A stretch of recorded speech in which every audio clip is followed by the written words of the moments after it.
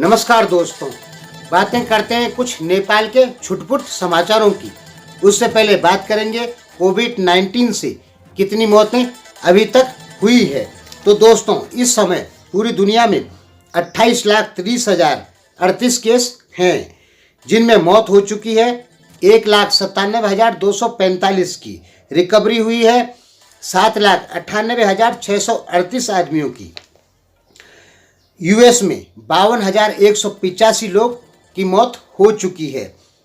Spain में 22,524, Italy में 25,976, France में 22,245, जर्मनी में 5,766, यूके में 19,506, ईरान में 5,574, रूस में 615, भारत में 786, पाकिस्तान में 253।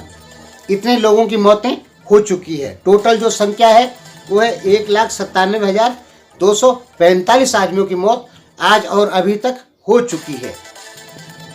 नेपाल में टोटल जो इन्फेक्शन है वो है 49। उसमें से बगलुंग में 2, भोजपुर में 1, चितवन में 2, धनुषा में 1, झापा में 1, कैलाली में 4, काठमांडू में 5, कंचनपुर में 1, परसा में 3, रौतहट में 2, उदयपुर में 28 केस इस इन्फेक्शन के हैं, जिनमें 10 आदमी सही हो चुके हैं। बेल्जियम से जो युवती आई थी 19 साल की थी, अंशु सबकोटा, उसको अस्पताल ने क्लीन चिट दे दी है। अब वह युवती घर जा चुकी है, वो सही हो चुकी है।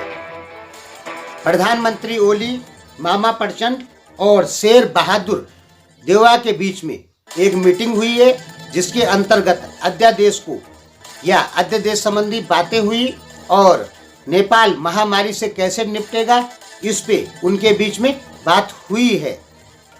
यह बातें कल हुई। उसके बाद राष्ट्रपति विद्या देवी भंडारी ने दोनों अध्यादेशों को, जो कि राजनीतिक दल संबंधी हैं और संवैधानिक परिषद संबंधी हैं, इन दोनों अध्यादेशों को राष्ट्रपति विद्या देवी भंडारी ने वापस ले लिया है। इस मीटिंग के बाद भारत के मुंबई में बहुत सारे नेपाली लोग इन्फेक्शन के शिकार थे। इनमें 7 आदमी सही हो चुके हैं।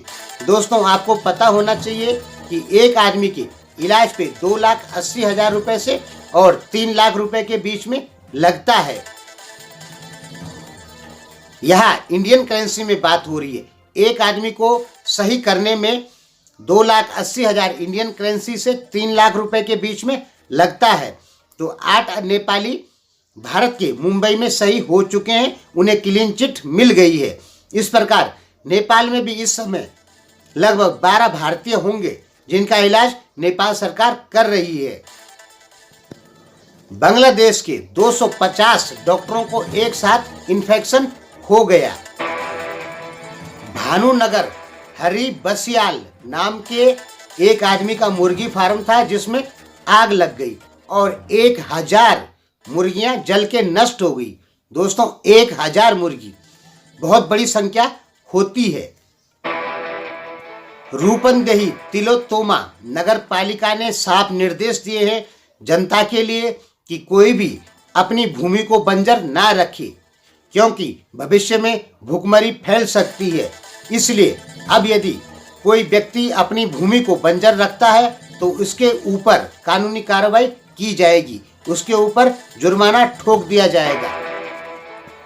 ब्रिटेन ने भारत से अपने नागरिकों को वापस लाने के लिए 24 प्लेन भेजे हैं और बहुत जल्दी भारत से ब्रिटेन के नागरिक वापस चले जाएंगे।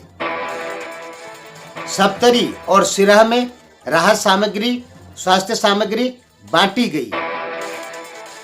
परसा में 6 गते बैसाख को जो राहत सामग्री बांटी गई थी, अब परसा के लोग कह रहे हैं कि वो राहत सामग्री जो चावल है वो खाने योग्य बिल्कुल नहीं है। उन्होंने सरकार पे इल्जाम लगाया कि सरकार ने बहुत ही खराब चावल राहत सामग्री के तौर पे बांटे हैं, जो खाने योग्य बिल्कुल नहीं है। नेपाल ज्ञानेंद्र शाही के समर्थन में भारी बढ़ोतरी हो रही है, जिससे कि वहां की सरकार में बैठे कुछ नेता लोग भारी चिंतित दिखाई दे रहे हैं, क्योंकि वो नहीं चाहते कि ज्ञानेंद्र शाही की जो लोकप्रियता है उसमें बढ़ोतरी हो। तो आपने देखा होगा 2 दिन 3 दिन पहले ज्ञानेंद्र शाही के